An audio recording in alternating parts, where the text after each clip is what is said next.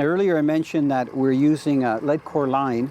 You can see that it's different colors. I'm going to stop it in a minute as soon as we get through this color that we're going through now, just before we get to the blue. So every color section of this line, so there's the blue that's just starting here, is 10 yards long.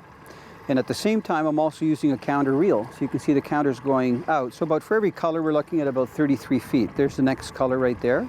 It's like a brown color. So I've been letting out about 350 feet of line. So you see the counter here, we're about almost halfway out, or the equivalent of about 10 colors, almost 11 colors.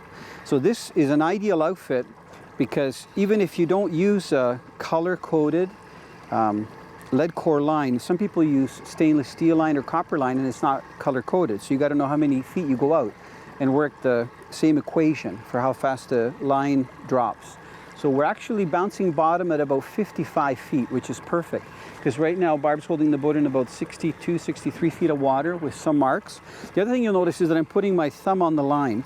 It's very easy to get a backlash because this is a pretty high diameter line. It's 20-pound test because it's lead in the center and then it's coated with the braided material. So you can see we're at about 370. So I'm going to stop it right about there and I'm going to lock it, okay? So, very important that you release the line slowly when it goes out, and when you retrieve it on, that you're smooth. So a lot of times I'll tell the Barb, she gets excited because she's got a fish on, I'll say try to be smooth so that we don't get any line overlapping another line. So these reels are very simple to use. They're really trolling reels. This is the lever where if I go back, it releases the line. If I snap it forward, it locks the line. It's got a big star drag. And I like to have the drag pretty tight, but if you get hung up on bottom, you don't want your lead core to break or whatever line you're using.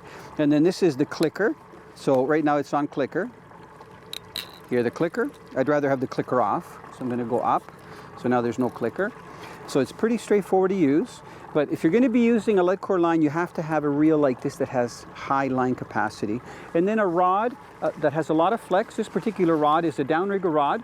You can see that it's 7/9, it's almost 8 feet long, and it's part of the Magnum series, and it's rated for line weight from 8 to 20-pound test. So even using the 20-pound lead core is perfect for this rod. So the reason I'm using downrigger rods instead of using a steel line rod is they're a little softer, and we're getting a mix here of walleye, pike, and lake trout. So the walleye hit very lightly. With the downrigger rods, the rod will bounce like 1 to 3 feet, so you definitely know when you have a fish on. So then you set the rod out, and you just let it sit there.